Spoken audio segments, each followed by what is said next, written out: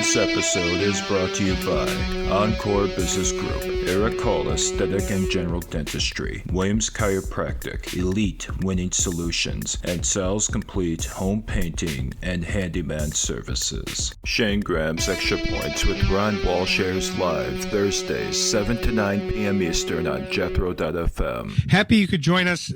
Well, this is National Cookie Day, so Dan's on the board. It's just him and I in studio here. We got a fairly light studio compared to what we normally do. And on the Sports Intel show on Monday, I was telling the listeners that it's pretty much all treats for December here. So the question of the day is going to mainly be, what's your favorite treat? So we have Emmett Matasovsky on here of Lions on SI, and so I'm curious. He's joined us on the Sports Intel show. He's joined us for multiple things. He covers Michigan State and the Lions, which is why he was the obvious choice for today. But given all the new moves here for the Spartans, we got a Lions game coming up. The big question, though, Emmett, is what's your favorite cookie? Oh, favorite cookie, that's a tough one, but I'm going to have to go with the classic Snickerdoodle. That's always been one of my go-to favorites since I was a kid. That was the answer for our first guest on Sports Intel. It was National Cookie Cutter Day, so it was essentially the same question, but then what you would want to cut the cookie into shape-wise, and he picked a Snickerdoodle into a Christmas tree. So that, yeah, very Christmassy holiday answer fun, here. Yeah. But we appreciate you joining the show. Like I said in the tweet before the show, Emmett's the next man up here. We had planned on him next week because I wanted to talk some Spartans with him, but with Dr. Liao not being able to join us this week, we moved him up because, hey, we're covering the Lions. It's next man up for the Lions, and this is how they do it, so this is how we're going to do it. So we got some things to talk about, though. I actually want to kick it off with the Spartans here, Emmett, because that's really been the main talk here in town, and I'm curious what you've seen here so far. I know you wrote an article talking about Fitzgerald winning the press conference, which we had with Dan Campbell. He won the press conference, and he's still winning here for the Lions.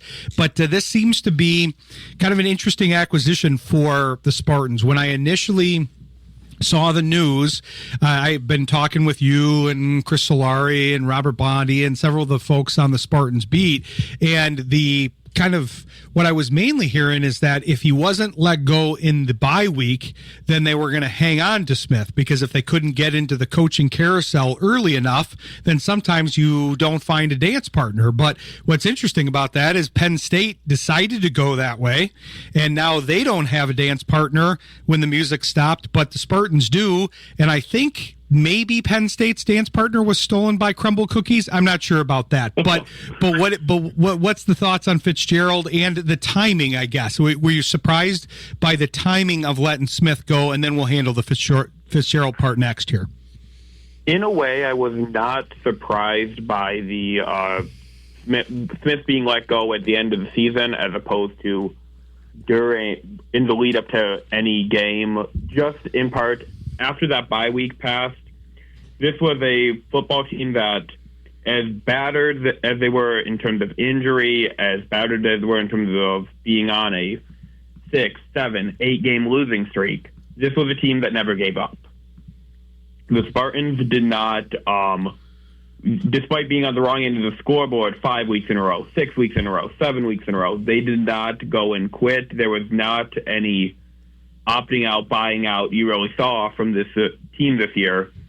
So it was clear the locker room was united under Coach Jonathan Smith, and Smith was a great leader, great man, great character. But at the end of the day, it just I almost think was a cultural gap of Big Ten football for Jonathan Smith that you had a team without an identity, and I believe Pat Fitzgerald is the guy who can bring the identity to Michigan State football.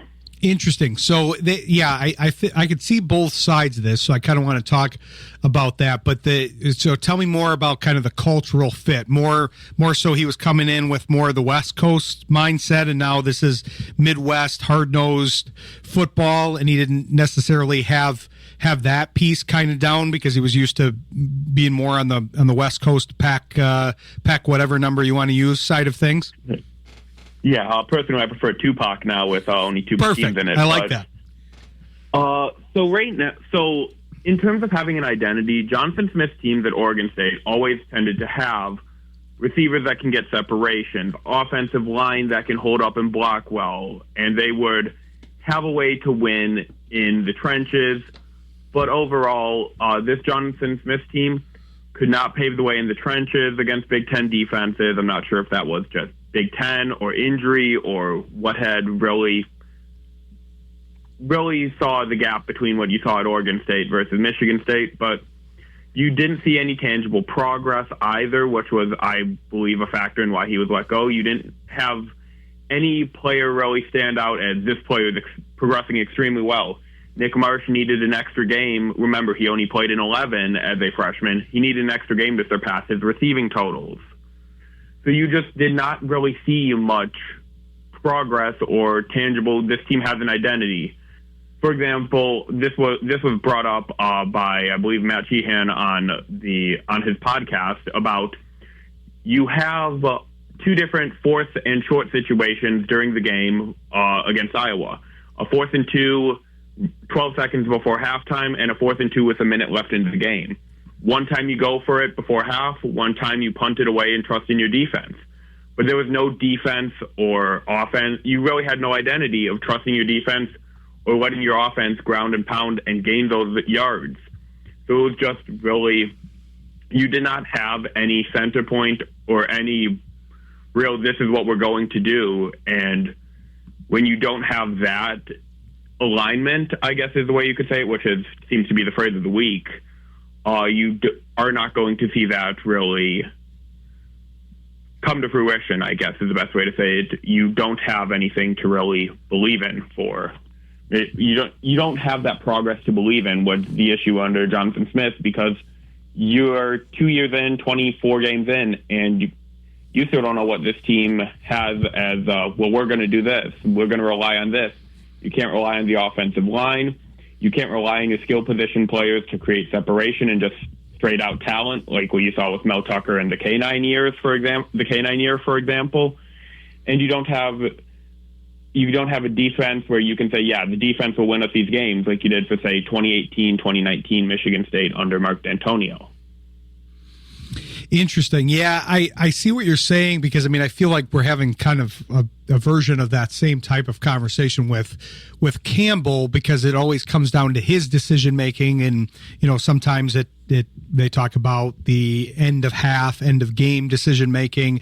A lot of times it's the aggressiveness, and yep. I think this is the other side of that. I know people are getting a little worn out with, okay, they're going for it on everything, and now it's not working quite as well. The person that really, I think, was one of the first ones to initiate this in the NFL was really more Brandon Staley. And this same kind of thing happened to him. Not that I'm comparing the two at all, but the same kind of thing where he went for it all the time, maybe got overly aggressive, and then kind of lost his identity as part of it. He didn't then know how to differentiate between things and how to have a strategy that made sense. I think Campbell still got that because, yeah, he's still stuck with that identity. He's wanted Correct. To go with that offense and say, hey, I believe in the offense. And yeah, if we lose, believes in his defense, exactly, anything goes wrong, he believes that defense and Calvin Shepard's group can get a stop. That's exactly and what I was going to say. Lee McNeil healthy.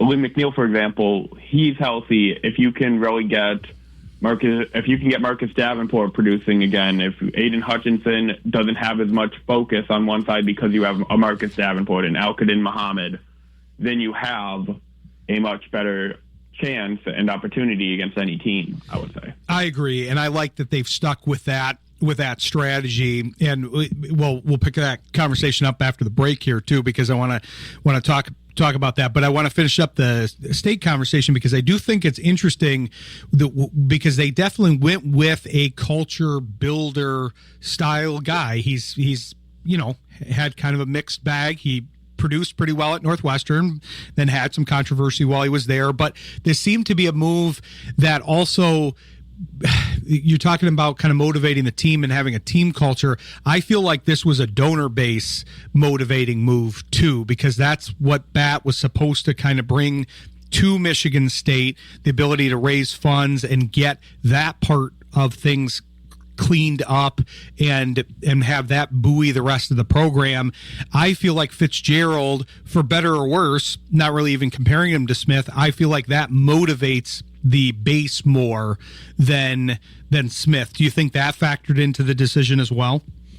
I believe in that 1,000%. That was something I was thinking over today, was just that it was hard to sell hope in going into year 3 of a coach where you saw 5-7 and 4-8 and a team struggling to really have one specific brand, one specific thing to rely on. You don't, like I mentioned earlier, you don't have the tangible progress under Smith, and it's hard to sell the donors and the fan base, and money talks in this world of college football, college sports in general. The money talks and the donors talk, and at the end of the day, the donors are a lot like the fan base, except they just have bigger pockets. And you saw the fan base starting to tune out when you go on Twitter and look at the interactions and all the movements of people who wanted to get rid of Jonathan Smith, and then you see how fired up the fan base is for a coach like Pat Fitzgerald, who goes, and one of the big things against Smith was he doesn't show a ton of emotion. Pat Fitzgerald pumping up the crowd, waving his arms, a lot of people are saying, hey, that's more emotion than we saw for 2 years to the day since Smith got hired. Exactly. It is kind of the antithesis thing, because I think the agreement amongst pretty much everybody, and we do want to get some folks on the show. We have contact with guys like J.U. Colcrick and Dalton Shetler. I've had them on the show before, and I know they've had direct interactions with Jonathan Smith and have had largely good interactions with him. And I think that's most of the people that have dealt with them have had that. But sometimes you just need the other type of coach. It's the same thing with a primarily this happens in the NFL, but it happens in college too, where you have a guy that's maybe more of a tough-nosed defensive guy, and that's just not working for your current group. So you move to an offensive coach that's maybe a little bit more carefree, maybe a little less aggressive, and then oftentimes after a few years, maybe that's not working out and you switch back. But that they've essentially done that with this program. So it's an interesting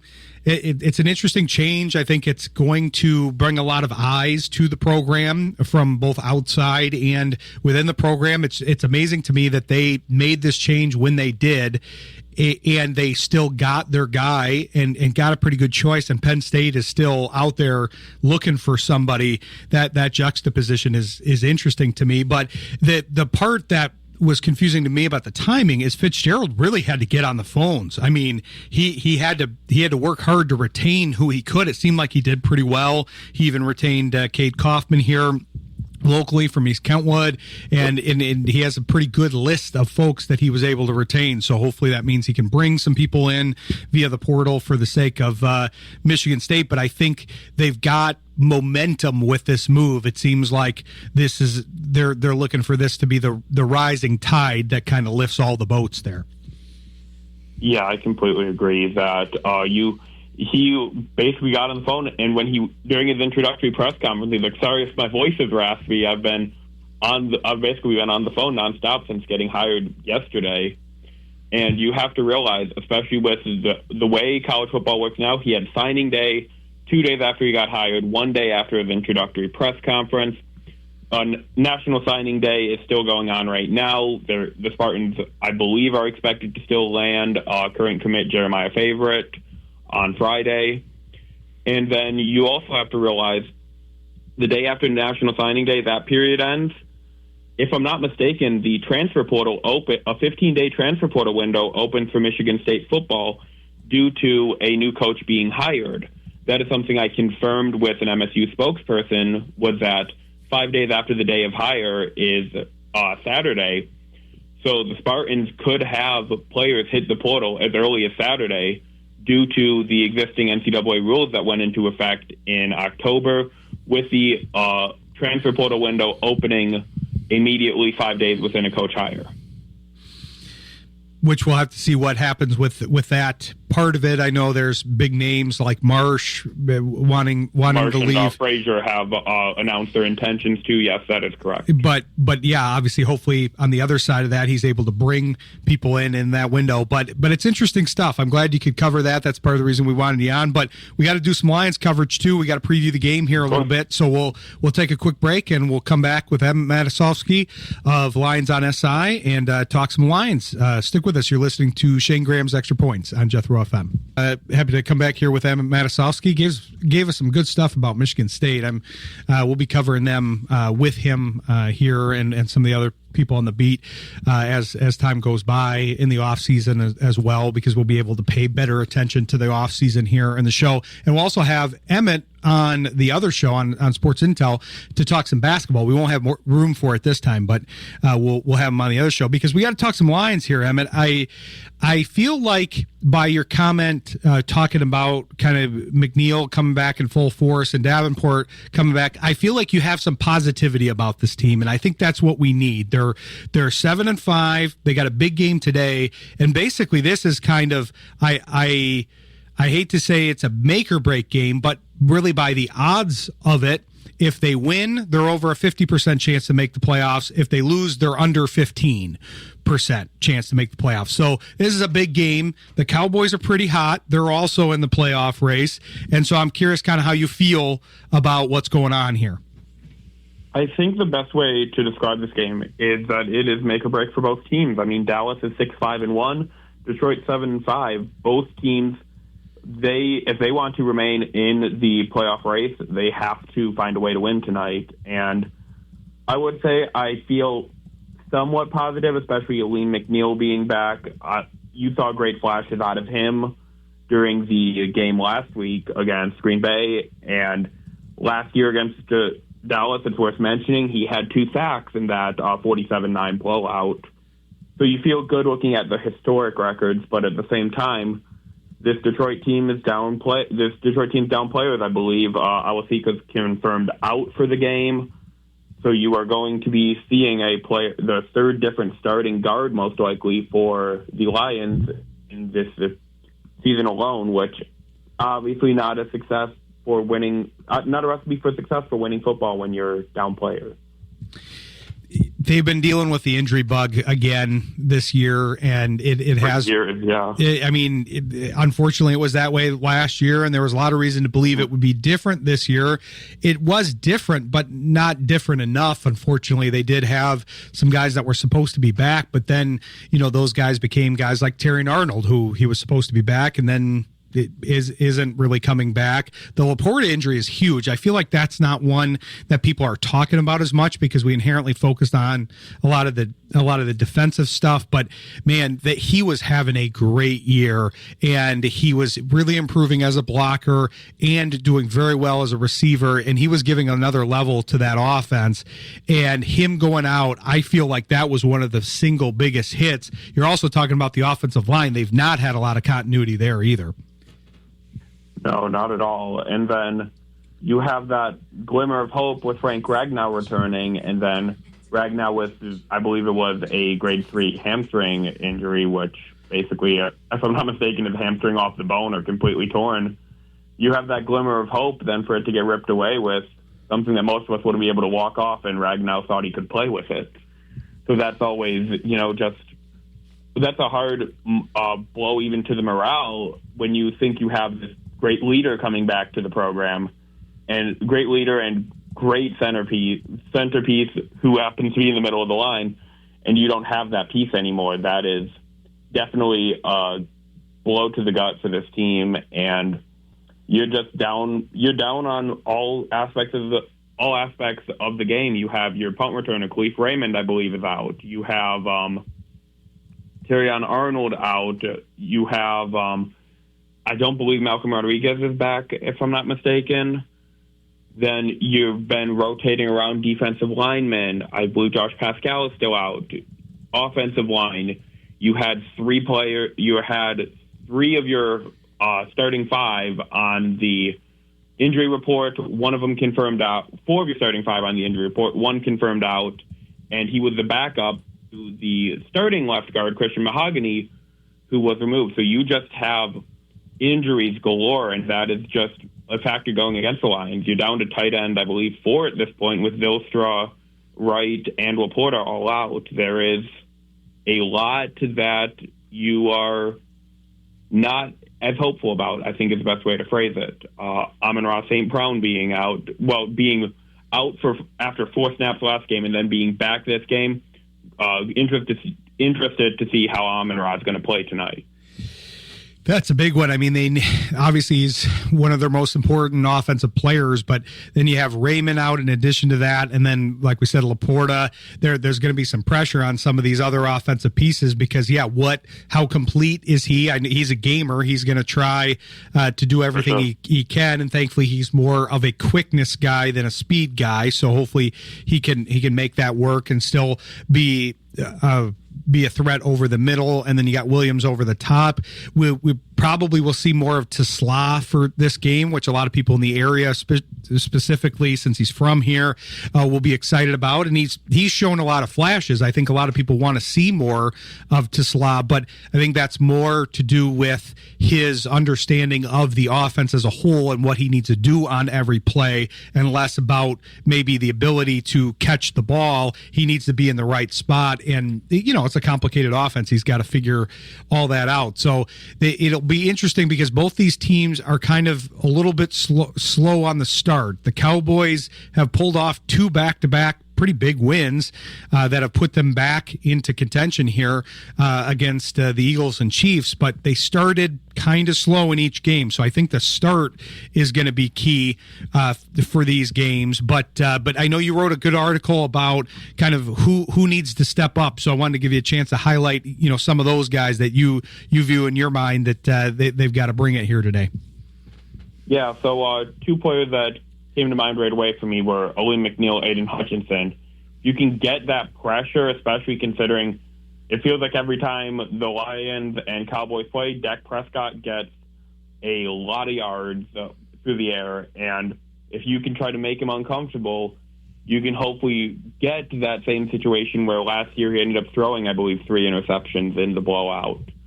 So you're going to want to try to get that pressure, get him uncomfortable. I also highlighted Tate Ratledge because you do have 3 of the 4 starting linemen who are on the injury report are playing tonight. Ratledge was the only one fully healthy, or at least midseason healthy and good enough to practice.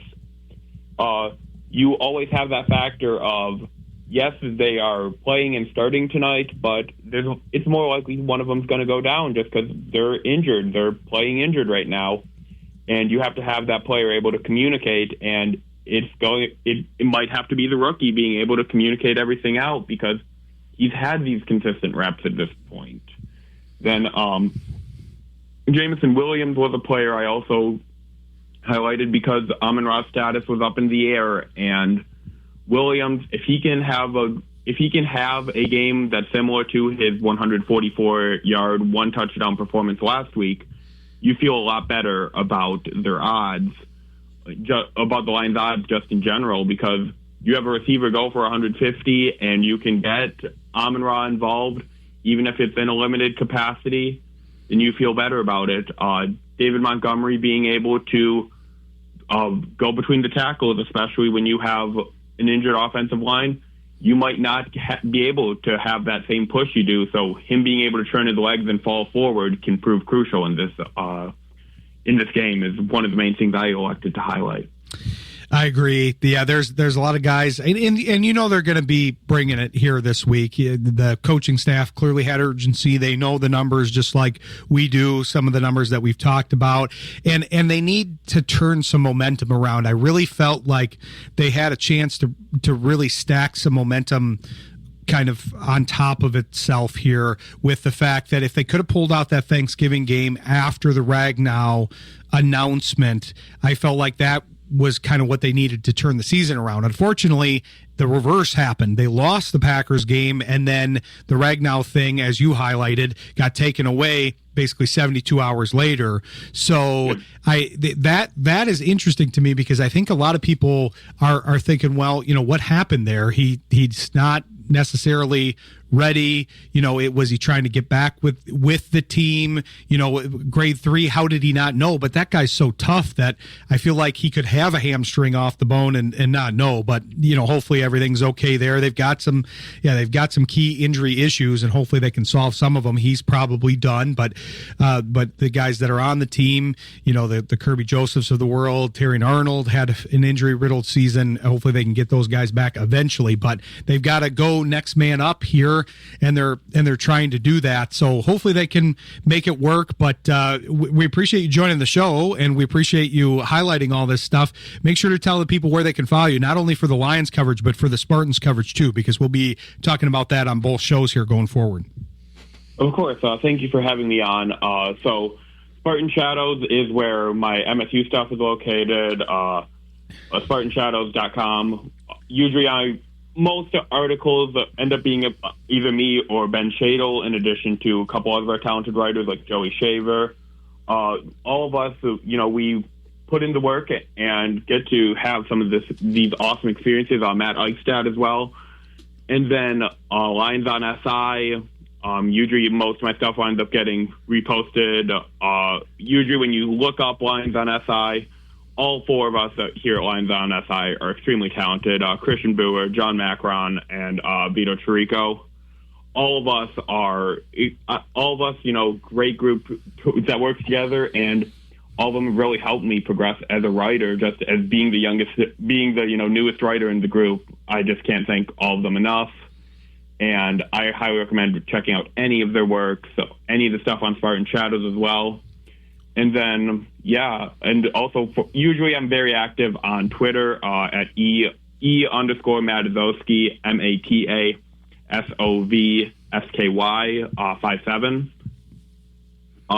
Those are the main places to really check me out. And I'm excited for the future for Michigan State, and I'm very hopeful that the Lions can find a way to continue in on that playoff race. And it starts tonight with a win against Dallas, hopefully. Definitely. I like it. Be sure to follow him in all those places. He's producing a lot of good content here, and you'll hear him back on this show and likely Sports Intel. Like I said, he covers basketball too, so we'll be covering a decent amount of MSU basketball, and they've been playing very well on that side of things too, so we'll get his coverage on that. But appreciate you joining the show, Emmett, and we'll talk to you again soon. All right. Thank you. Have a good one. You too. Thanks to Emmett Matasovsky. We appreciate him joining the show. We're going to turn our attention to the Cowboys side of things. We wanted to get a quick preview in from our guy that we had preview last year, Aidan Davis. He did a great job with the Cowboys coverage last year. It's a little bit of a disappointing game on the Cowboys side last year, but now they've got more hope, and it's an interesting team to talk about. It's really one of the more interesting teams in the NFC, for my opinion. So we'll talk about them with Aidan Davis after the break. You're listening to Shayne Graham's Extra Points on Jethro FM. We were just talking about this guy in the break. We're excited to bring Aidan Davis back on. He was great last year, and I mean, we didn't get a great game to cover last year, Aidan, but this year I think we're going to get a better game, really more hopefully on the Lions side, because the Cowboys are surely going to bring it, but we're also celebrating National Cookie Day, so I'm curious if Aidan Davis has a favorite cookie. Ooh, well, to start off, thanks for having me on again, Ryan. I enjoyed being on last year, and sure I'm going to enjoy today. Favorite cookie? Ooh, hot. I don't know if this is a hot take, but I've always been an oatmeal raisin guy. I don't know. I'm not as much of a chocolate guy as most people. So oatmeal raisin's the perfect balance of like that sweet, savory. I'm a big oatmeal raisin guy. I like that as a choice. I'm not an oatmeal raisin fan myself, but I like it as a choice because I do think it is something that is, I don't know if it's a hot take, but it's kind of a different category of cookie. But it's nice that there's an alternative there. I do like an oatmeal chocolate chip. I like to kind of do both of those, kind of like a monster cookie. No, I'm not hating on an oatmeal chocolate chip. Yeah. I mean, granted, cookies are cookies. Even if I'm not as big on chocolate as most people, I can still plow through 5 in a sitting. Well, I'm still human. That's been the running joke for this, because we do the thing of the day here on both shows, and it's basically all treats here for December. All the national days are just treats. So I'm just going to be asking people all month what their favorite cookie is. Essentially, I think next week is National Brownie Day, so same thing. But no, we're happy to get you on. Dan and I were just talking in the break. break about how we enjoyed the segments last year, and even though it wasn't a great game, I thought they were great segments. And this year, this is a game to look out for. I said during the break, or I said before the break, to promote the segment, I think the Cowboys are one of the most interesting teams this year. They always get a lot of national coverage because they are one of the teams that everybody wants to hear about, and they're kind of America's team. That's actually where I'll start, Aidan, because one of the things we talked about in the local market here a lot is obviously the Cowboys have been America's team, but I'm curious if they're still America's team, because the Lions have kind of taken the nation by storm to a degree. I remember that graphic. I've referred to it on the show a decent amount, but I remember the graphic from the playoffs a couple years ago where it was San Francisco, Detroit, and Kansas City, Baltimore, and the Lions basically had 45 of 50 states rooting for them.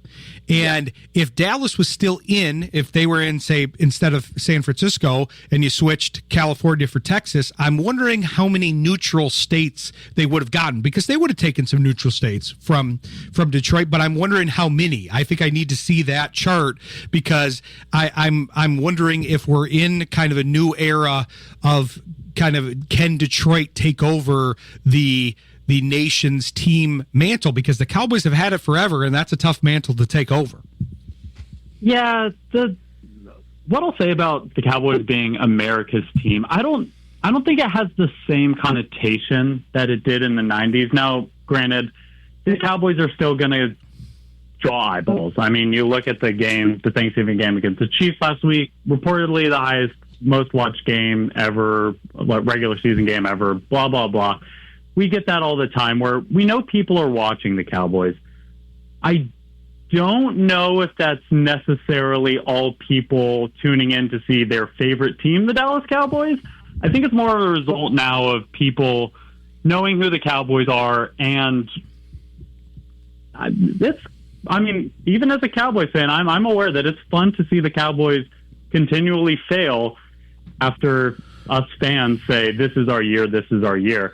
And so, yeah, you get a team like the Lions with a fun head coach, a dynamic running back, great receivers, and just like the whole vibe that, especially after the previous seasons y'all had gone through, like you get a Dan Campbell in there, yeah, it's fun to root for the Lions. So, I think we're past the America's team phase of things where, yeah, I mean, back when we had Prime Time and the Playmaker and Emmett Smith and Troy Aikman, they were a fun team to root for. I think now it's more people are just tuning into the Cowboys because they're aware of them, not necessarily because they're rooting for them. So, yeah, I will be the first to admit that, the mantle for America's team can easily be taken, and it may have already been taken. I don't know what team it would be, but I don't know if people really like to root for the Cowboys in the same way that they did.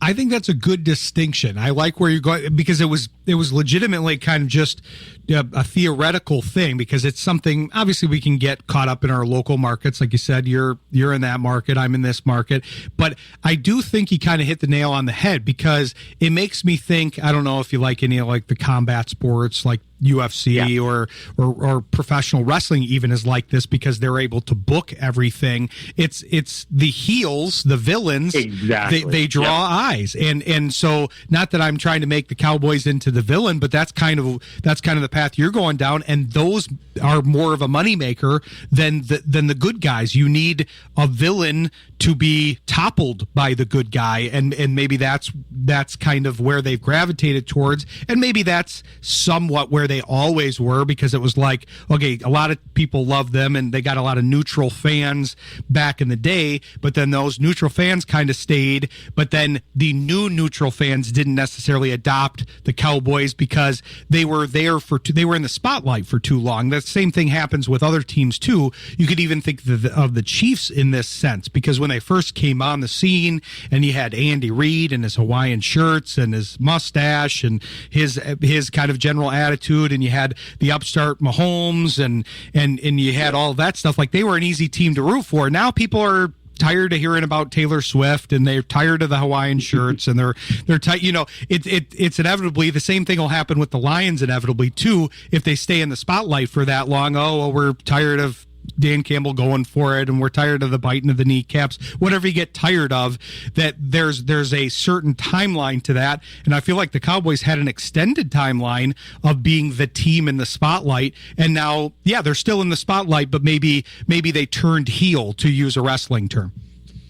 Yeah, I think it's pretty comparable to, I don't know, the 2018 Patriots, where, I mean, when the Patriots made the Super Bowl for the umpteenth time, people were tuning in, and I mean, you had a definitive opinion on Tom Brady. Either you were tired of seeing Tom Brady and Bill Belichick continually win, or you're like, oh, this is fun to see a dynasty, and I want to see the dynasty continue. So, yeah, I think it's inevitable that once you reach a certain point, that the newness, fun aspect of it just wears off. And I think the Cowboys have, at this point, come full circle, where it's like, we haven't been, I mean, obviously we haven't been to an NFC championship in going on 30 years now, but it's still fun to see the team that was so dominant in the 90s continually able to reach that peak that they were once on. So, yeah, I think that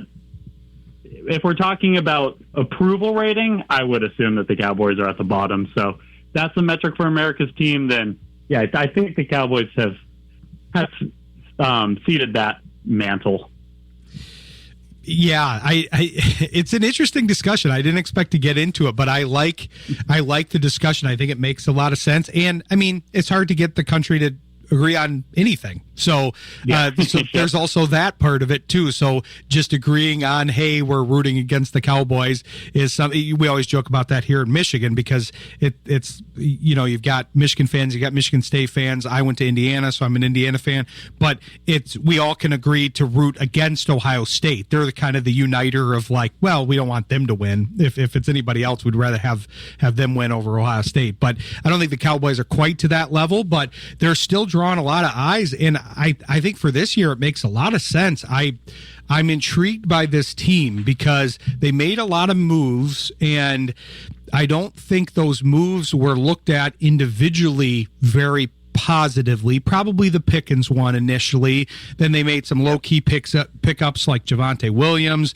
Then they make the big Parsons trade, and we heard about the Packers end of it up here incessantly, and it drew a lot of ire from Detroit fans because why couldn't we go get him and put him opposite of Hutchinson?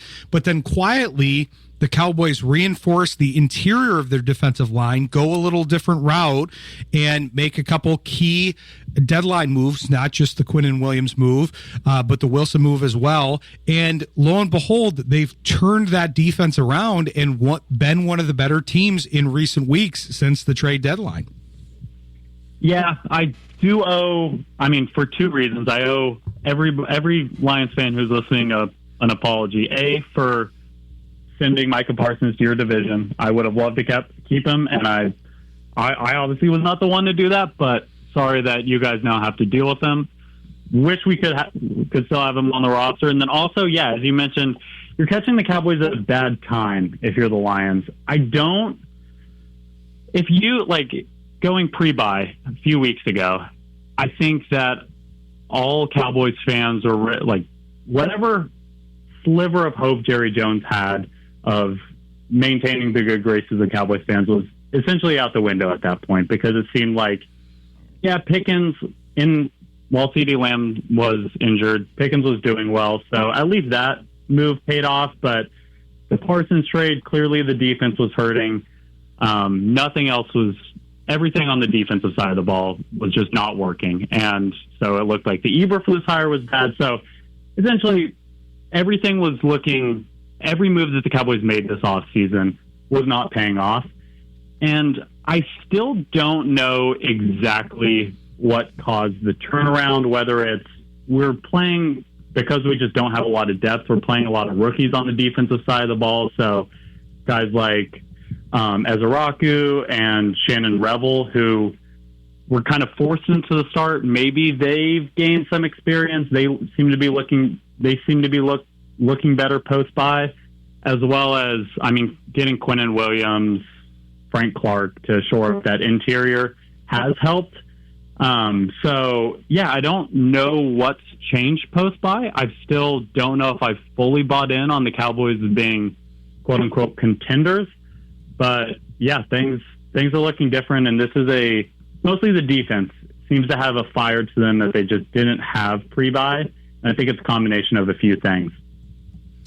Interesting. Okay, so you're not quite as hopeful as I thought you may be. I feel like I'm maybe more hopeful than you on this. So I want to return to that after the break because I had Ezeraku and Revel in my notes here because I do think the draft factors in, and then the moves, and I want to kind of look at the moves as a whole here, especially the trade deadline, but the trade moves as a whole. So we'll come back with Aidan Davis after the break. You're listening to Shayne Graham's Extra Points on Jethro FM. Having a good conversation here with Aidan Davis. I'm curious to get his takes here on the Cowboys because I'm actually fairly bullish on this team. Obviously, as somebody in the local market here in Michigan, where we're hoping that the Lions can pull this one out, but they are one of the hotter teams. And I put together, I think I've got this right.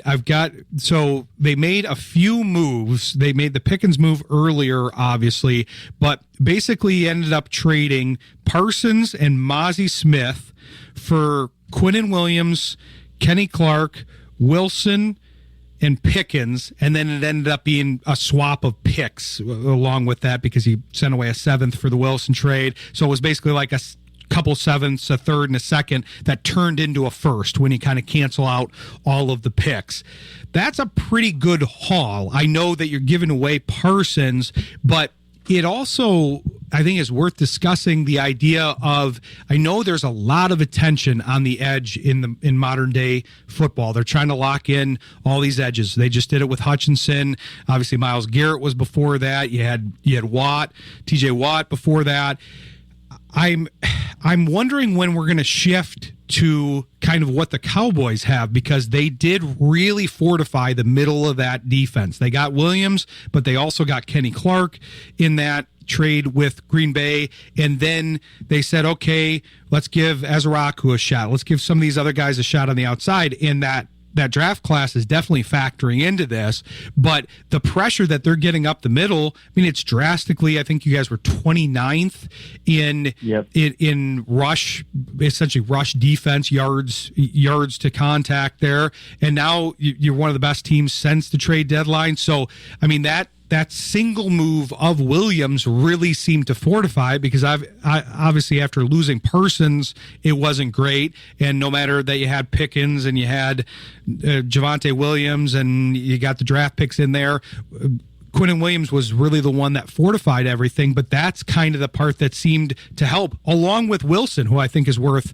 mentioning, because getting those two guys in there and then the rookies being a little bit more seasoned by that point seemed to all come together and actually make a pretty decent defense to go with that pretty explosive offense. Yeah, another name that you can throw in there that he hasn't had a flash play this season, but a lot of Cowboys fans, including myself, were pretty optimistic on him, is DeMarvion Overshown. Came back from ACL, MCL, pretty much every CL there is. He came back after the bye week, and he's just been a solid contributor at linebacker.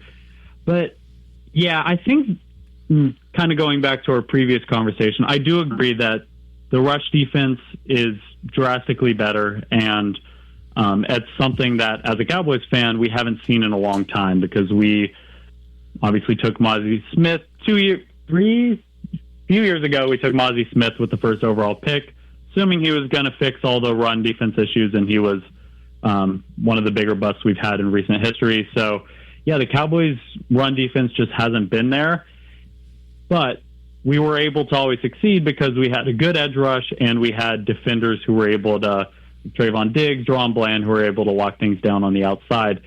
Now things have kind of shifted. So if the Lions are going to beat the Cowboys, it's going to have to be a pass-first script for Dan Campbell. Now, you can still beat the Cowboys running outside, so I do expect Jahmyr Gibbs to get a pretty decent chunk of yards running outside the tackles, because our edge defenders they can't contain, and I think that Gibbs will have some space out there, but the secondary, Trayvon Diggs is out. Bland hasn't been playing well this year. You have the rookie Shannon Revel on the outside. Some injuries in the secondary, some injuries at safety as well. All that means is that we pretty much over the last few years, the Cowboys have shifted from being a good pass defense team to a good run defense team, specifically between the tackles. So this defense is better than pre-bye, but it can be beat. Definitely. They've made big improvements, but it's still going to be kind of an up and down game. Lions are still favored by 3 points. So it'll be interesting to see how that ends up. But we might have to have you issue a second apology here now, Aidan, because you apologized really for something that you shouldn't have to, that you sent Parsons here. But now you've insulted local legend Mazi Smith. He is actually from the town that we're broadcasting from. I wasn't sure if you were aware of that, but East Kentwood legend Mazi Smith also went to University of Michigan. There's a lot of sad fans listening now that you insulted Mazi. I do apologize for that. I will say I am rooting for the best for Mazi. Had a great career at Michigan, and we were all really optimistic for him. It didn't pan out in Dallas, but I mean, who knows what will happen in the next stage of his career. The talent's still there. I still believe the talent's there. I believe in Mazi. It never happened in Dallas. There we go. That's what we needed. Yeah, obviously I'm saying that a little bit of tongue-in-cheek, but I wanted to make sure you knew he was from here, East Kentwood here, at the big high school here in town. And yeah, I know he's still got a lot of fans here, and that's what the fans have to keep in mind is a lot of these players just need to be in a different environment. For whatever reason, it just didn't work out. Doesn't mean it's the Cowboys' fault, doesn't mean it's his fault necessarily. Sometimes it's just being in a different environment. He'll have some opportunities there in New York under former Lions coach Aaron Glenn, and so hopefully he can get it together there. And obviously Quinnen Williams had a good career there, so hopefully he can find some better opportunities there. But it'll be interesting to watch Mazi. They'll be following him here still. But yeah, this team is interesting. We haven't even talked about the offense yet. And obviously the Pickens-Lamb combos worked out very well. I also like the depth that they have at receiver. I think that has been kind of unheralded, but they've looked good, especially when those guys have been out, especially last year. This year they've largely been pretty healthy, but Pickens has come in, been a great fit. The tight end rotation is very nice, and it's nice to see Javonte Williams. Man, he's been a great fit. I feel like that's really been an issue. Running back has been an issue ever since Elliott kind of transitioned out. They had Elliott and Pollard there for a while, and that worked well until it didn't. And then even having Elliott back didn't really help. But now he's really solidified that running game, and it's nice to see him doing this well, especially with the injury history. But I think that's been one of the kind of low-key keys to their success. There's been a lot of talk about Pickens and Lamb and a lot of the other offensive pieces, but he's been kind of the quiet engine that's prodding them along, of course, along with that offensive line that's come together well. Yeah, and it's really the interior of the offensive line that I think deserves a lot of credit. Cooper Beebe, who fans were optimistic about but didn't have super high hopes for, looked great this year. Tyler Smith, Pro Bowler last year, has continued to look great. And then the rookie Tyler Booker at left guard. The result of that is that we can run between the tackles. Now, there's question marks on the outside, especially with Tyler Guyton not playing tonight. Nate Thomas will be playing left tackle. And then right tackle, we have not been able to figure out right tackle this year. So the offensive line has looked good. Similar to the defense, it's still susceptible to being beat. If you're going to beat the Cowboys' offensive line, it's going to be off the edge. But the result is that you can run. The Cowboys have finally been able to run between the tackles again, Javonte Williams, and they give Dak enough time to get the ball out, which is really all Dak needs, especially this year under Schottenheimer. It's kind of been a natural progression for like the last 5 years of Dak getting the ball out quicker, being more reluctant to hold on to the ball. And so, yeah, as a result, offensive line's giving him enough time to get the ball out. I do expect, if not a betting man, but if I had money to throw down, I would assume Aiden Hutchinson is going to be able to beat Nate Thomas off the edge tonight. But with that said, it's nice to have an offensive line that gives your quarterback enough time, and then more importantly, allows you to run between the tackles so you're not one-dimensional. Strength up the middle on both sides from the sound Exactly. of it. That's really where, and that'll be interesting to see that matchup with Hutchinson, because they're really going to try to generate a pass rush. That's been something that's been lacking here on the Lions side. I was thinking about the Mozzie Smith thing, and I'd be remiss because I think one of the other factors here that we haven't talked about yet, because you said you weren't really sure how this has all come about. We talked about some of the player movement, but I do think that part of this, because another local connection to your team is Marshawn Nealon. He's also from the area and went to Western Michigan, and local product, very well liked here, and a very unfortunate situation where he lost his life, and I do think that has buoyed the team some after that. I think that's been a rallying cry for a lot of the guys in that locker room, that they want to win for him, and that's maybe when there's some things that can't be explained, that might be some of the momentum that you've lost. Unfortunately, a talented player, a great guy, all of that, but I think these guys now are more motivated to win than ever. Completely agree. Didn't want to bring it up, and I mean, obviously not the most fun topic to talk about, but yes, when you look back at the Eagles comeback that the Cowboys had, I don't know if it prompted it, but right before they started coming back against the Eagles, they were waving a Nealon flag in the stadium. That Nealon flag also leads them out of the tunnel every game, and then they have the stickers on the helmet. So yeah, you definitely, that, especially in the Dallas area, similarly across the NFL community, the sting of that still hasn't faded, and I don't expect it to fade for a little bit. But yeah, it is something that the Cowboys are playing with. Obviously, it's not something that you'd like them to be playing with, but it is a factor that is behind them right now. Yep. I knew you were probably in that boat. We've talked about it some on the show because of the local connection. Yeah. One of our producers even is a coach at the high school that he went to. So we have some local connections here. Oh, wow. He's been interviewed on our other show on the station, on the Sports Project, because Steve Project, the host of that one, is a big Western Michigan guy, and so he's been interviewed on this station, and so we have connections to him, and although it's a tough situation to talk about and a tough situation overall, at least at this point, I think the people connected to him and the people that are feeling that loss, which is an innumerable amount of people, at least they're gaining some strength from that loss, and I think that's at least worth talking about. That I think he would like looking down at that and seeing, hey, they're motivated by this, and because obviously he felt a certain way about what was going on in his trajectory, but he had a lot of people that cared about him, and they're caring about him and carrying on in his light and in his name.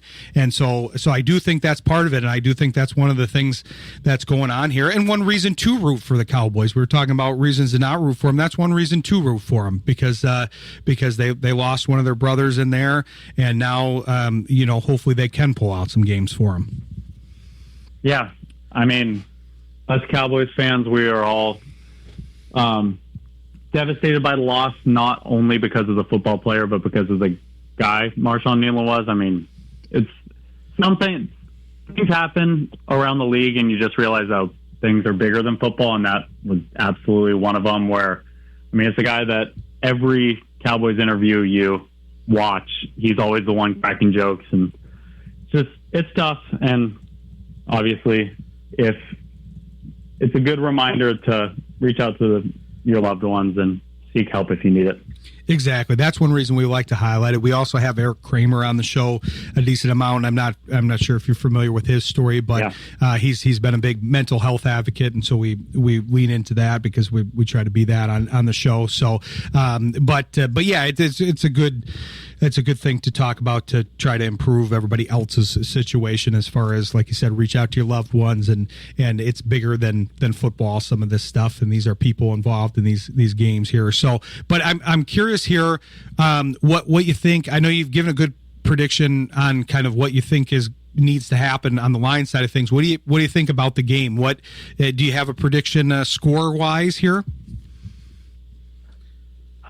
A couple factors lead me to actually be the guy who picks the Lions in this one. Number one, I know Dan Campbell does not lose coming off of a loss.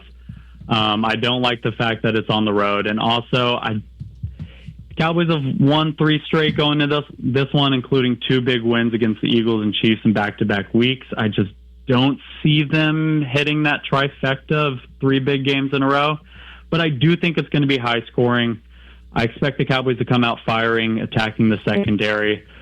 I would, if I had to give a score prediction, I'm going to say Cowboys lose to the tune of 24-30.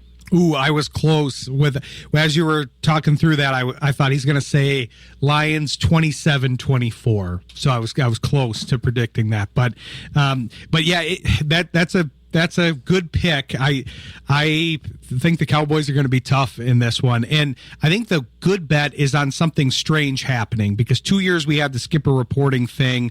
Last year was just a strange game from a myriad of reasons. Oh, yeah. So I think that's the good bet on a Thursday night game between the Cowboys and Lions, that it's going to be kind of an odd game overall.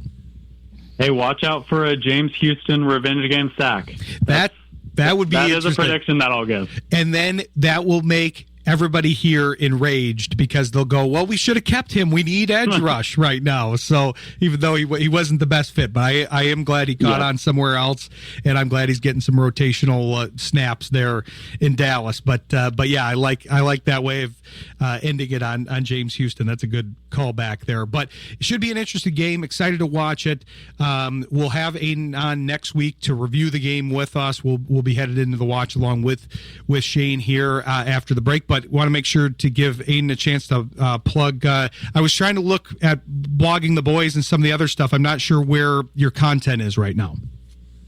I write for Blogging the Boys. I podcast on a few different networks, but right now, I'll do my plugging next week. Right now it's game time, and so good luck to y'all, and I'm excited to see how this one goes down. So, sounds good. Yeah, I try to give you a chance to plug it, but then again, that's usually leading up to the game. Now we only have 10 minutes before the game, so it's a little different. But yeah, appreciate it. We'll definitely get the plugs in next week, and we look forward to talking to you next week. It was a great conversation, and we'll talk to you next week here. Look forward to it. Have a good one, Ryan. Thanks, Aidan. Appreciate it. Thanks to Aidan Davis. Good conversation there, nuanced conversation. I know some of it's kind of tough to talk about, but that's still all part of it, and you want to hope that good things can come out of some of the tragic things that have happened here. But should be an interesting game. We're going to get Shayne on the line, and he's going to do a bit of a watch along with us for the second hour of the show. So we'll get him on here after the break. Stick with us. You're listening to Shayne Graham's Extra Points on Jethro FM. From the Scully Statewide Moving Studios. Country with a Twist, Jethro FM, 1530 AM, WYGR, Wyoming, Grand Rapids, 94.9 FM, Grand Rapids, 99.5 FM, Lowell, and Jethro South, 980 AM, WAKV Otsego, Plainwell, 98.9 FM, Otsego, and 105.1 FM, Kalamazoo. Available worldwide at jethro.fm. Happy to get the namesake lead name on the show here. He's on the road, but he's still dedicating some time for us. So appreciate having Shayne Graham join us on what is, Shayne, all this month is just going to be us asking what people's favorite treats are. So this is National Cookie Day. Do we have a favorite cookie? I know you don't really eat a lot of sweets, so maybe it's like a protein cookie.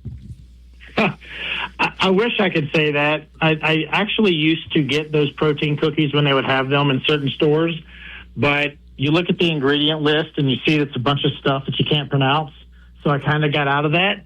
But if I said I had a favorite cookie, I guess I've got some answers that probably aren't. You know what? chocolate chip cookie. I'll just say that. That's safe. That's a safe one. Yeah, that's good. That'll work. We're probably gonna get tired of asking people that as the month goes on, because on Sports Intel on Monday the question was, it was cookie cutter day, so it was like favorite cookie in what shape. I mean, it's the same thing. So, but we're glad you could join us here. Excited to watch the game with you a little bit. We've got a couple topics before the game starts here. I wanted to ask you, because as you know, when I see kicking related things, I obviously always think of you now. And I feel like ever since we've started this show, there's been one big kicking thing a week, and this week it was the coup phantom kick. And I saw a lot of people, I read an article on The Athletic about it and different theories, but I thought there's no better person to get their theory on than a 15-year Pro Bowl kicker. So I'm curious what your thoughts were as you were watching that, either live or the video afterwards. Yeah, so immediately, as soon as I saw it, I could tell that he thought the tip of the ball was sliding and the ball was going to fall over. And that's why he pulled up. And honestly, like, I've done that in practice before. I think a lot of guys who kick a football, if the snap and hold isn't perfect and you think the ball is going to fall over, you know that you're going to kick it into the back of your line and it's not going to go your way. It's going to be a bad thing.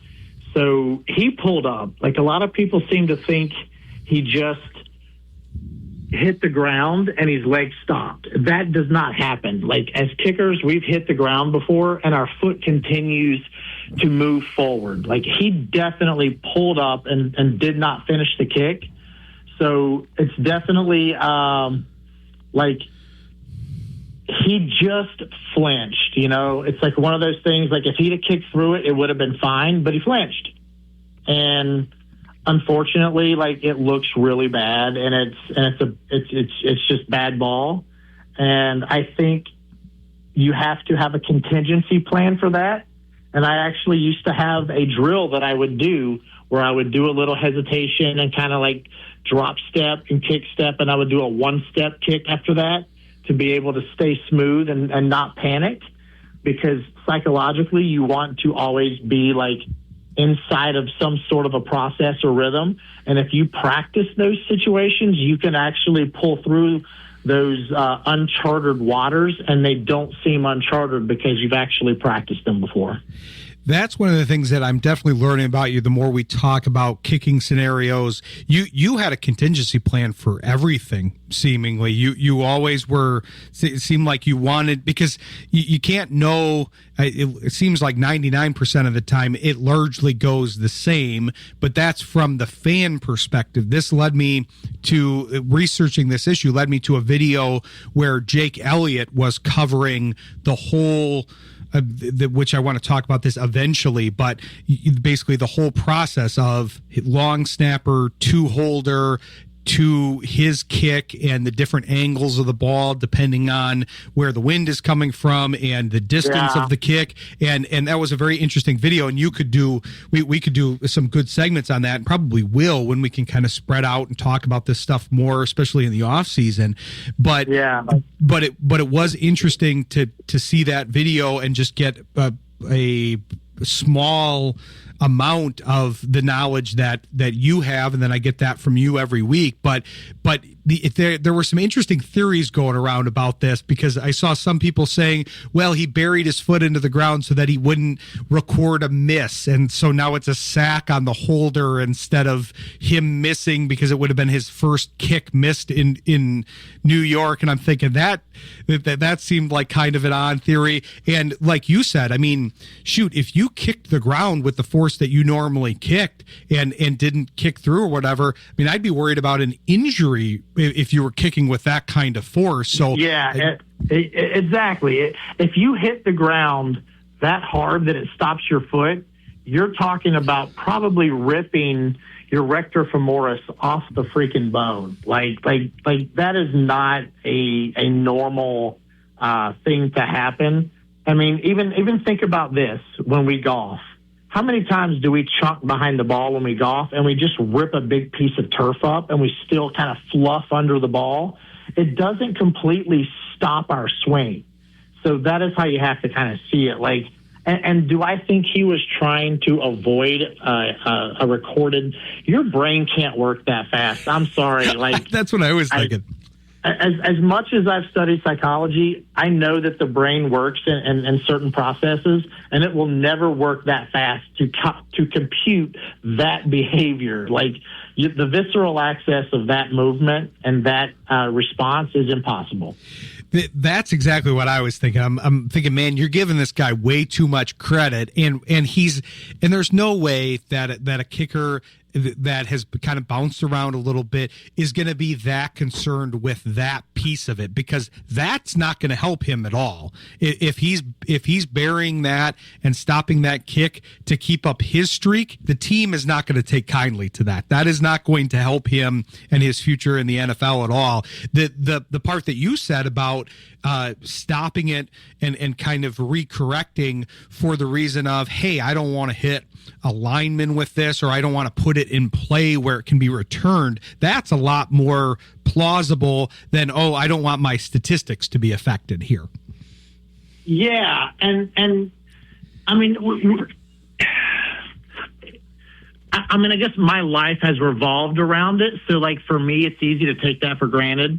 And I always try to make sure in all my thought process, I never take things for granted. So when you look at how I see it, you know that his job is to make the kick and kick through the ball and extend to his target and all those kinds of things.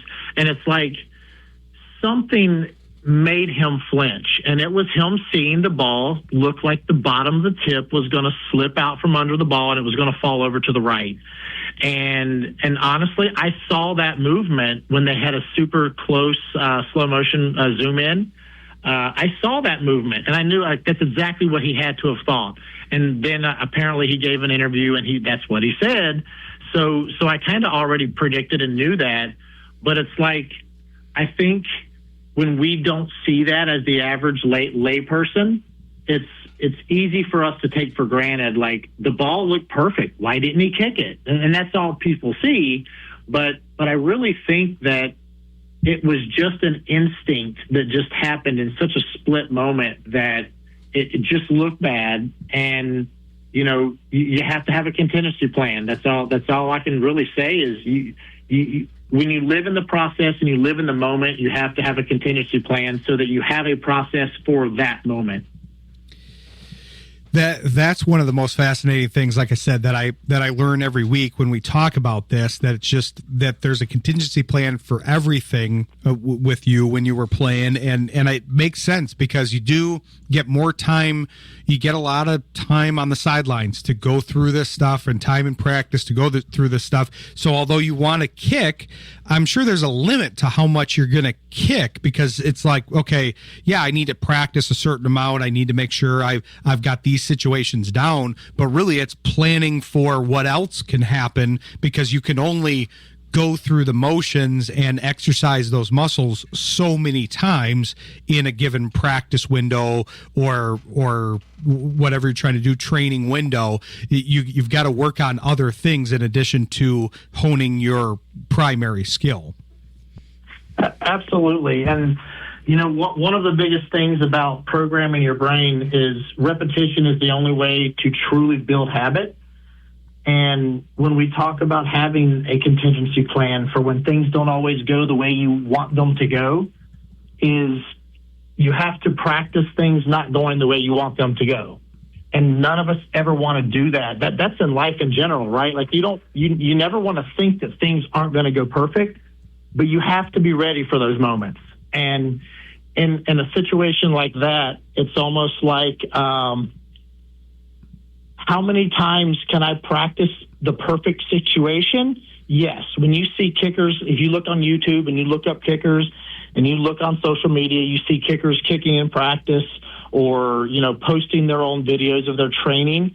It's typically this little metal stick holder device that holds the ball sitting still perfectly.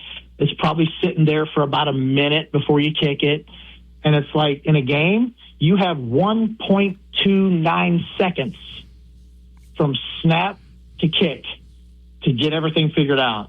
And the only way you can do it is to program yourself, and you have to create a process of sensory adaptation. That means you get so used to creating the scenarios that your body gets used to it, and it just becomes a habit. And it's just like getting in cold water and the water gets warm.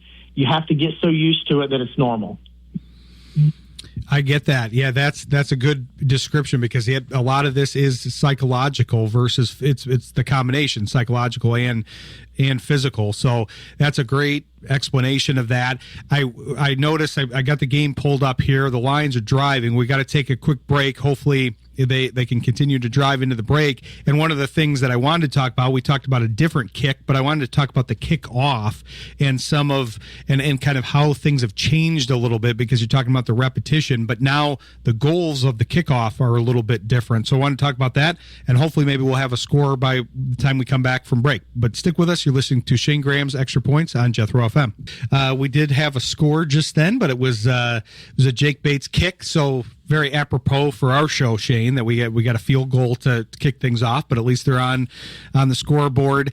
I'm wondering, I know you probably haven't studied the nuances of the new kickoffs like you did in your day, because you don't have to study it quite as much, but it has occurred to me, we were having that discussion about the repetition of things, and I feel like when you were kicking off, I'm sure there was a bunch of things that you were working on, directionality, and you were probably trying to play away from some of the returners. Now with this whole landing zone thing, it's a lot different, because you can't just necessarily kick it right through the end zone. You want to kind of place it a little bit more. So I'm curious how you kind of have seen the evolution of the kickoff, because there hasn't been a lot of focus on that, but it has been evolving, and I think probably will continue to evolve, because they're trying to figure out the right balance of having the ability to have the kickoff be an important play in the game, but also reduce the inherent contact that happens on every kickoff and kickoff return. Yeah, and when you put the rules in there that mean the automatic touchback brings the ball out as far as it does, it kind of takes the ROI away from it. So, like, you're really not getting a whole lot of return on putting not to say pun, but you're not getting like the value for it. So yes, you want to try to take that little bit of a risk and let them get a return, but try to pin them. And what you're seeing is that kickers are not trying to kick it as hard as they normally do. They're usually only taking about 3 steps away from the ball versus the full 7 to 8, 9, 10-yard run up they normally do to try to kick it as far as they can. But the big thing is the way that they're trying to eliminate that contact is by moving the players up the field and then starting them at a 5-yard separation with 0 speed progression. So you used to have guys that could have a 10-yard head start run, and then the ball would be kicked right as they try to time it up to be about a yard behind the ball as it's kicked. They're almost full speed at that point. So you got guys running 50 yards full speed before they even reach the first blocker that's trying to block them. So in that situation, now you've got guys that are trying to dip, rip, like whip, inside, outside, whatever their leverage that they're trying to get to avoid the blocker. It's done at such a slow speed that it's hard to really kind of manipulate with deep moves and using speed moves. It's really hard to manipulate that at such a slow speed.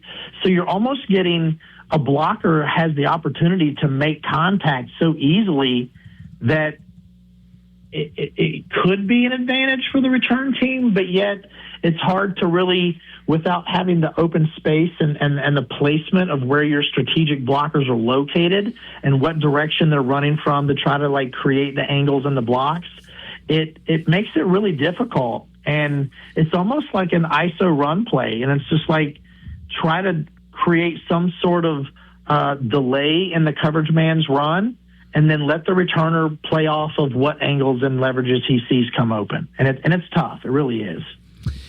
That was a great description of that whole process. This is one of the things, like I said, that I'm excited to get into as we go into the off season. Not that I'm preparing for that quite yet. Hopefully we have a lot of season left, including playoffs, depending on how this game and the rest of the season goes. But there's just so much nuance to this that I think you are helping people understand, because I do have, I think, more interest in the kicking part than maybe the average fan, but I think this will help raise the level of interest because there's so much nuance to it. But I think it's the lack of understanding that's kind of the tough part for the fan. Is it's not that they don't like the kicking, it's that they don't understand. It just ends up looking kind of the same because you guys have such an expertise that it ends up looking pretty similar, but there's so much nuance to it. So when you then factor in all the things you have to deal with and you're talking about all this, it adds a lot of nuance that people go, oh wait, yeah, that was actually very complex. Even though I saw the same thing that I normally see, there was a very complex array of butterfly effect scenarios that could have happened there. Once you understand that, then that's helpful. And do you know the distance of like the slight like micro distance of the way that ball moved that created that whole scenario was probably 1 centimeter to 1 inch.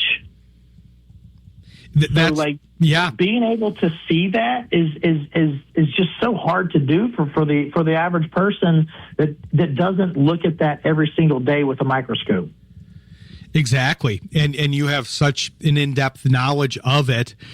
So yeah, it's just very interesting. The part that I'm really lamenting, I haven't gotten your take on this yet. Not that we've had this in the game yet, but Dan Campbell used to use the onside kick to perfection, and I feel like the fact that you could opt to have one at any time really worked well with his level of aggression, that he could just kind of in the middle of the second quarter flip an onside kick in there and surprise people. Are you one? I kind of lament that you have to then show your hand on that. I like that you had the option to do that as a kicker, and then you'd then have to disguise that as a kicker and figure that out. But I'm curious if you kind of lament that being out of the game, or say, yeah, well, they're crashing into each other, I guess this makes sense in the modern day. I mean, you don't have a ton of speed built up, but yet, yes, it is a collision. But let's be honest. Look at receivers run. Are they going to start banning, inside crossing routes because receivers get banged across the middle? Well, you look at the onside kick. The surprise onside kick has such a higher percentage of recovery rate that you're talking about if you look at the direction that you kick the ball, you're talking about a 5-man versus typically 2-man side. And the ball's got to be in the right spot, but you're literally going 5-on-2. The way it's set up now, they know it's coming, so they can line up to it. Whatever alignment you put, if you do a 6x4, if you do a 5x5, actually, I think in the NFL you have to go 5x5. So if you go 5x5 on each side of the kicker, they're going to put a man that is going to account for each one of those 5 players, and then the kicker is accounted for in the count to match the returner. So you're in even odds, so the percentages go way down. But when you do a surprise, you're talking about 10 men running down the field with one kicker making 11.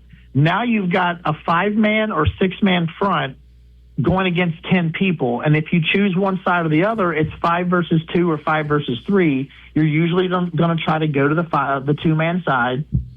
If there's a 5-man front, if there's a 6-man front, it's pick your side, right? Which side is the kicker more likely to hit his best bouncy ball to? But when you create this, hey, here it is, it makes it really tough, and the percentages are super low. Yeah, I think that's the tough part for me, is it takes the nuance out of it. I get that some of it is a contact related thing, but I do think there still needs to be the ability to strategize in there, especially from the kicking side.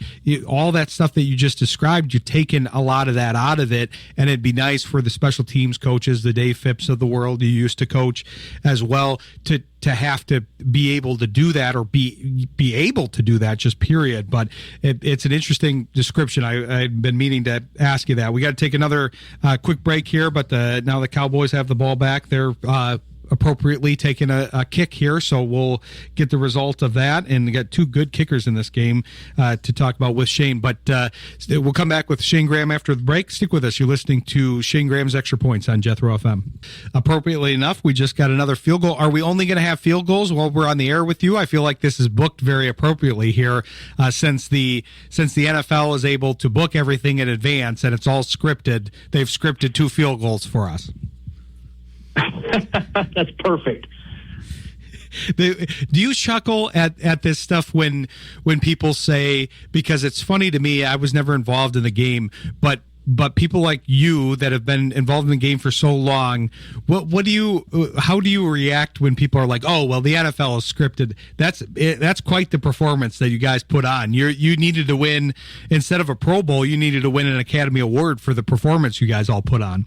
Oh, it blows my mind. Like listen, there's always going to be human error. There's always, excuse me.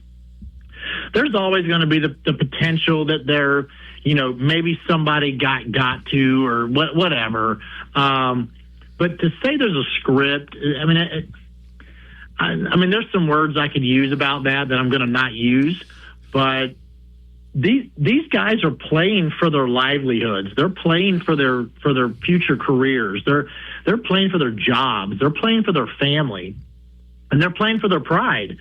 And to think that a player is going to roll over and do some sort of scripted stuff like that is absolutely absurd and asinine. So whenever I hear that and I see it on social media, I have to put my phone down, because I'm so tempted to jump on those conversations, and it's like people aren't going to believe it either way, so it does me no good.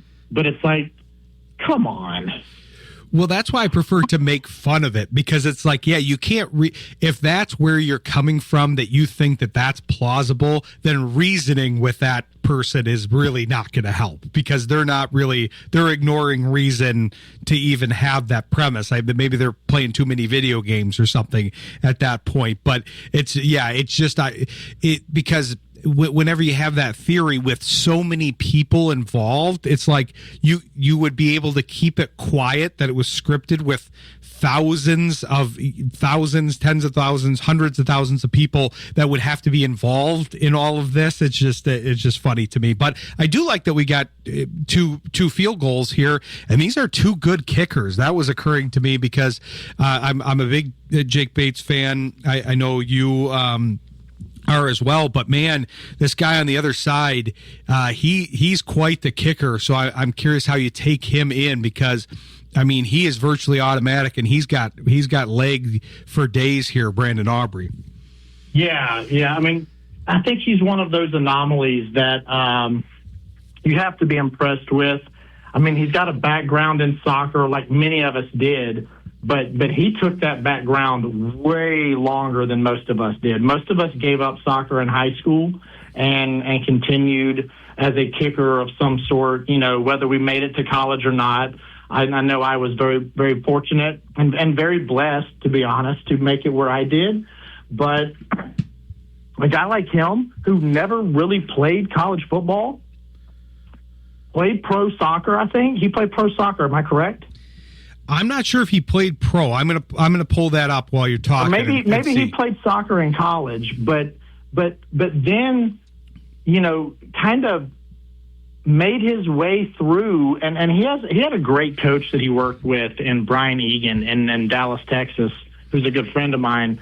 Really kind of honed him into a guy that has become an absolute weapon for their team, and almost does superhuman feat. Like, it's very humbling when I watch him kick, and I think about if I were kicking at the same time as him, it would be very humbling.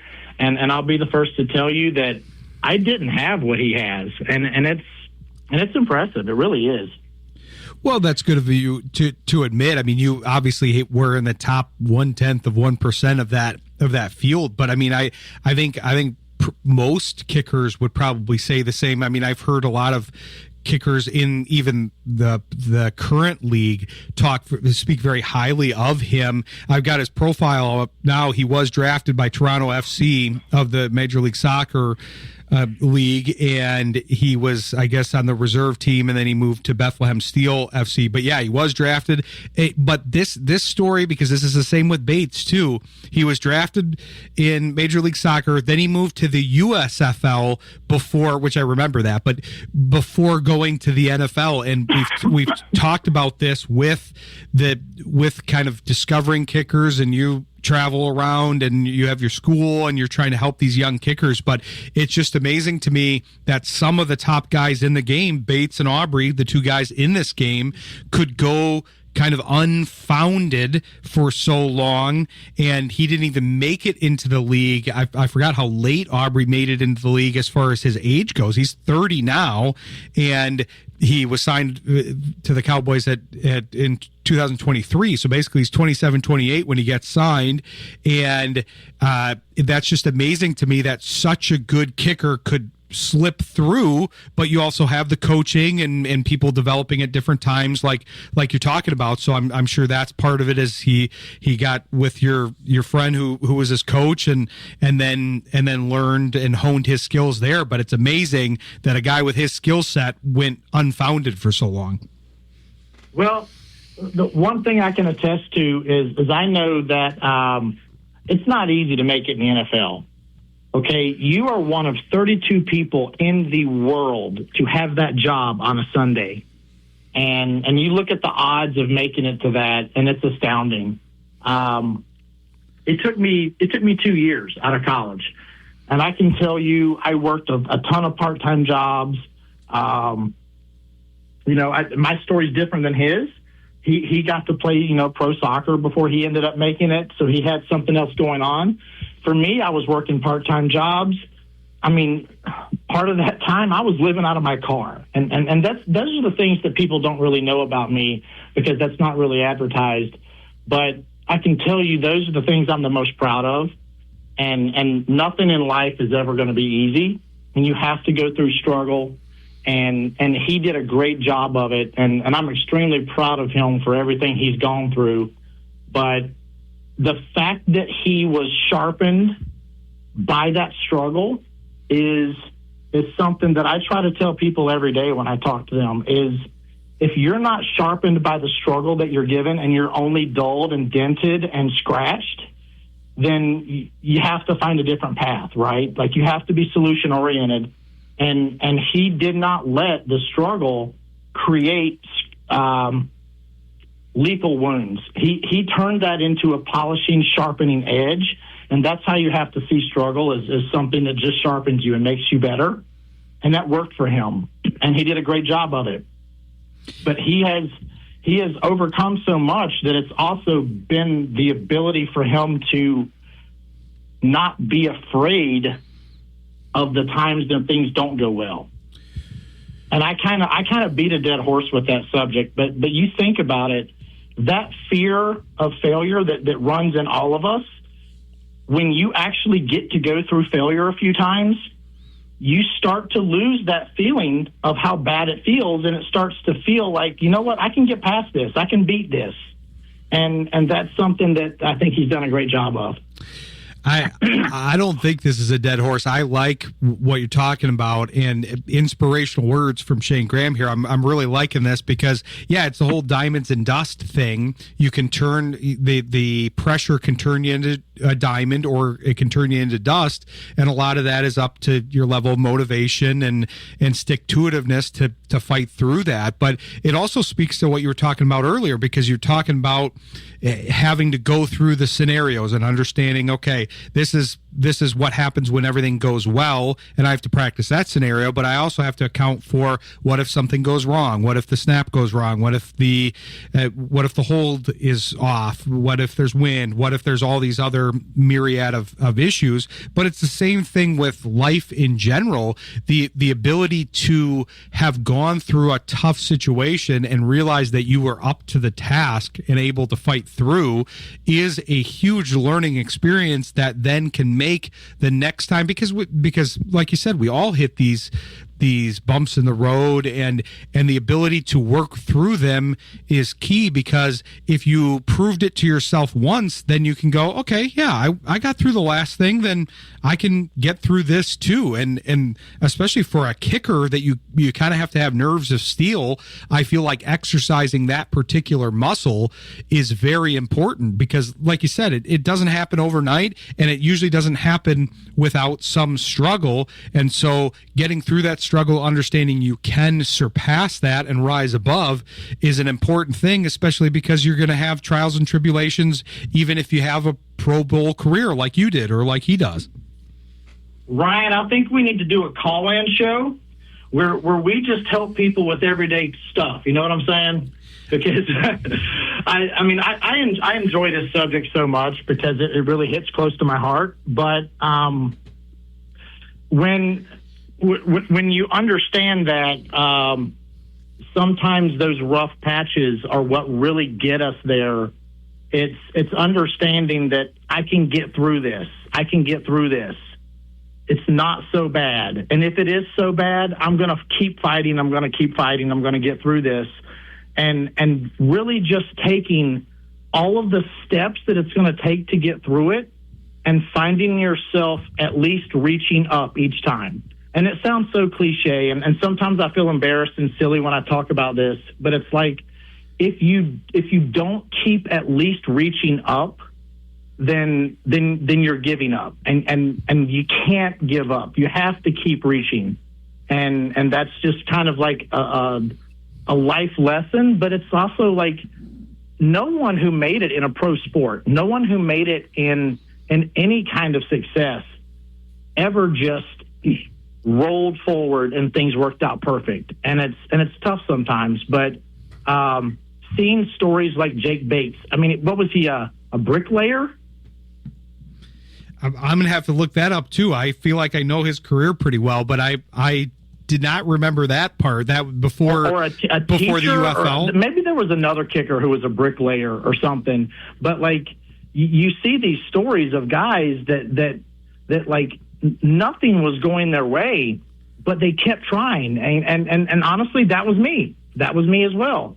And when things go your way, I would have never thought there was a certain point where there were people that had given up on me, and I hadn't given up. I still saw the vision where I was, sleeping in places that were not my home, and still getting up at 5 a.m. to go work out, still working out and going and training in between part-time jobs in the middle of the day, and still not letting myself stop and feel sorry for myself. But then you see the success stories. We all see that when people get drafted, everything works out perfectly, but you don't always see these stories. So when people hear them, they become inspirational. But if you think about it, it's 99% of the world that lives that life. We just only see that 1% that are uber successful, that things seem like they're easy, but even even they go through struggles. We just don't see it. Exactly. And I think you say sometimes you feel silly.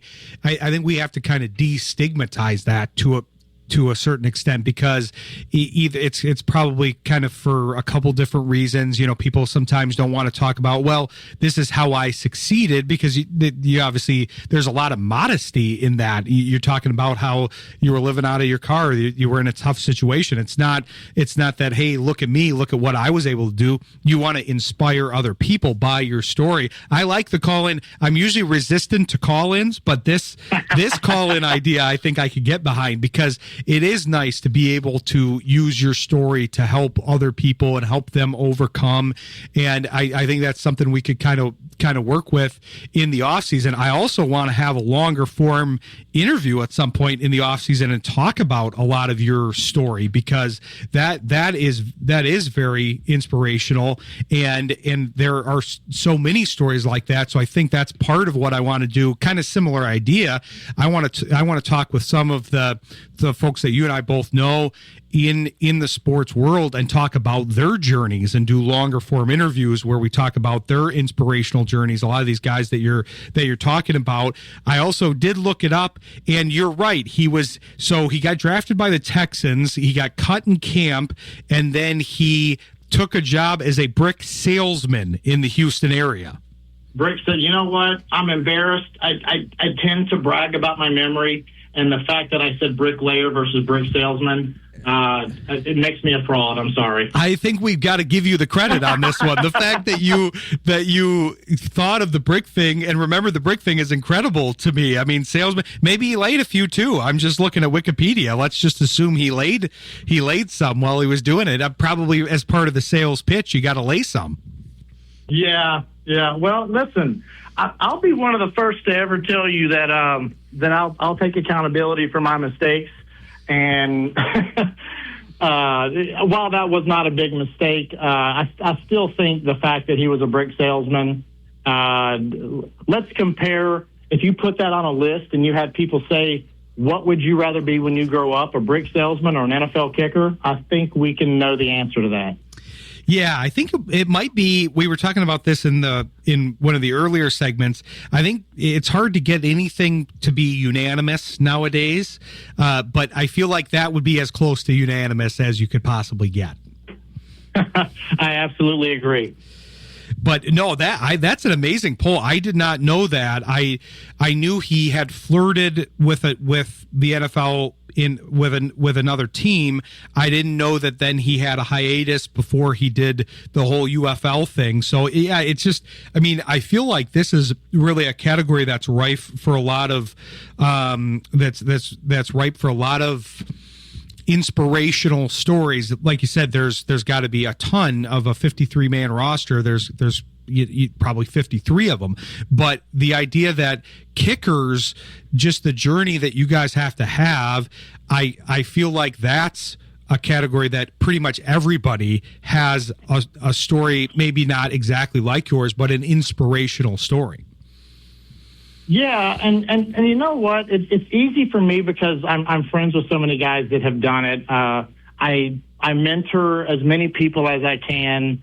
I take pride in certain things when it comes to trying to help people, but I think that I'm just more familiar with many of the kickers' journeys because I was a part of it, and I kind of walked in a parallel universe to that. But I mean, there are many other players, you know, at different positions and different sports and obviously different careers and everything like that. But it is something that is really cool to see because I can kind of compare it to mine and be like, man, even when I thought I was going through some really hard crap, somebody else went through something even harder than I did, and they've even succeeded way more than I have in such a short time. That's the key to some of these inspirational stories, because I've done the same thing in my life. When you have a tendency to feel bad about yourself, or you say, okay, times are tough, you can always look at somebody else and say, well, look at what this person overcame. If they were able to do it, maybe I can be some small percentage of that. Maybe I can draw inspiration and use what they did or how they did it. And so I like where we're going with this, because I do think there's a lot of ideas to do in the off season to execute with some of these inspirational stories and giving people inspiration, because although some of these stories are harder to talk about, we did it in an earlier segment too. I talked with a Cowboys analyst, and we were talking about the whole Marshawn Kneeland thing. That's a tough subject matter, but at the same time, you want to give it the light that it deserves, and understand that we're all human, and we're all trying to do our best, and to try to take the best out of these situations with your family, with your friends, with your own individual situation. So I think it's good that we're giving some motivation to folks here. You know, like, one thing I could tell you a million different scenarios of people that you would never believe that we all know are successful. And I just give you a slight example of it. Colonel Sanders, right? Everyone knows, like, Kentucky Fried Chicken. He was 69 years old before he ever sold his first freaking piece of chicken at Kentucky Fried Chicken, because everyone told him it was silly. It was stupid. It was dumb. It's dumb. Like, stop, give up. 69 years old, okay? How many people you think would wait that long for their dream to happen and then see what it turned into?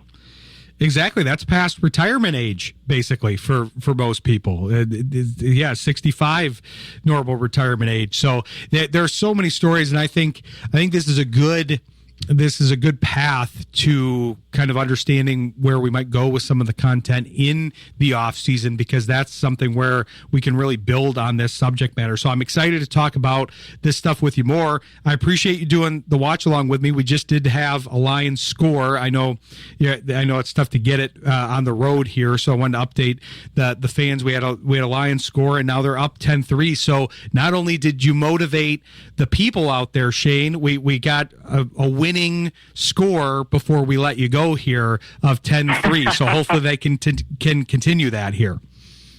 Yes, that's nice to hear. So, yeah, appreciate you joining the show from the road. We'll look forward to having you back in studio here next week, and have safe travels and great stuff. I really enjoyed the conversation, and I'll look forward to picking it up with you here next week. As always, yes, sir. All right, thanks, Shayne. Talk to you soon. Thank you. All right. All right, thanks to Shayne Graham, the namesake of the show here. Appreciate him joining us. Yeah, it was great stuff. I do think there's a lot of angles here for content in the off season, because everybody could use some motivation, and it'd be nice to try to do that for our listeners, because we appreciate that people join us every week, and we want to help them however we can in that sense. So hopefully we can do that. We're going to take a quick break, and then I might ask Dan what's been going on with this game here. He's been watching along. I've been trying to watch, but so far so good for the Lions, up 10-3. Stick with us. You're listening to Shayne Graham's Extra Points on Jethro FM. Happy you could join us here. Appreciate the support of all the sponsors and the guests. Appreciate the support of Encore Business Group, Eric Hall Aesthetic and General Dentistry, Williams Chiropractic, Elite Winning Solutions, and Sales Complete Home Painting and Handyman Services. Appreciate Emmett Matasovsky of Lions on SI and Spartan Shadows joining us, and Aidan Davis of a myriad of things that he wouldn't quite tell us yet, but he's gonna tease it for next week. But great stuff on the Cowboys. I thought it was a good conversation with him, and then great stuff from Shayne, inspirational, and we got to watch the game at the same time. Dan is in studio with me, and he was following the game. It sounds like some of the things that we predicted with Aidan and as part of the segments with Aidan and Emmett have kind of come true. It looked like there was a lot of runs to the outside, and it looked like Gibbs is kind of making his way there. Looks like Amon-Ra's made an impact, and it sounds like there have been some strange things, even though we're only 45 minutes or so into the game. It sounds like we've had some strange plays already. Yeah, the two are the overturned safety that gave the vibe of the league doing the Cowboys a favor. But when they came back from break, they showed the angle that the league used where the ball was out of the end zone when Campbell made contact with Dak Prescott. But I had a group chat going off that said that was an AI altered angle that the league wanted to give the Cowboys not getting a safety. Interesting. We're back to the scripted yes, now. I thought it was funny when you said that it came up. They weren't listening to this show. They're out of listening range. But yeah, it was funny that you guys almost predicted that. quite funny. Well, that's why I brought that up with Shayne, because I have to believe, like, it's easy for us to say, but somebody that's actually been in the league for 15 years, just the coordination of all of those people, thousands of people, hundreds of thousands of people over the course. Yeah, exactly. It's just, you have to get so many people to buy in. It was just a funny subject, but there was another play. It sounds like we have to have a skipper angle to this. We talked about this with Aidan Davis. Skipper was potentially eligible as a receiver on one of these plays. It was. I think he might have been supposed to be off the field, but like the way they were getting set, looked like he was lined up as a receiver, but also kind of confused as to what he was to be doing. So when they snapped it, they Goff threw it to him because he was open. He dropped the ball, but they ended up calling a delay of game on the Lions. So I couldn't hear the broadcast clearly for explanation, like what the penalty or like what the reasoning was. So I don't know if he was supposed to be off the field, but then stayed on because of miscommunication but yeah, there's a target of Dan Skipper being thrown the ball by Jared Goff.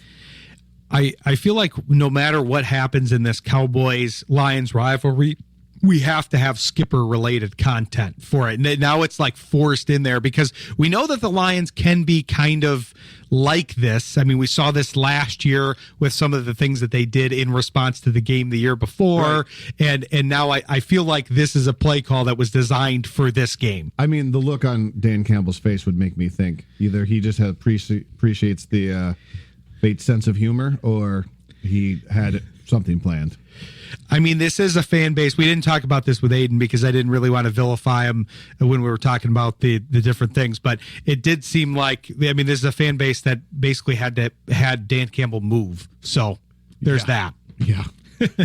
But yeah, interesting stuff. We're going to let people now the first quarter's over. We appreciate you joining us for that time here, but hopefully we can let you get caught up for the game. Be sure to tune in to the rest of the lineup here. We've got the sports project here from 10 to 12 on Saturday, and then 7 to 9 on Wednesday nights. We'll have sports intel from 7 to 9 on Monday, and then we'll be back in studio 7 to 9 on Thursday, and be sure to tune into the rest of the Jethro lineup. Polka Pops with Mike Maruda, who was on the show Monday. We'll have Jeff Isaac producing again. He got his all request show on Saturday, and then of course tune into Dave Conrad and Rowdy Yates during the day here. But until then, thanks for kicking it with me and Shayne for part of it, and Dan in studio, and we'll talk to you next week. Have a great week.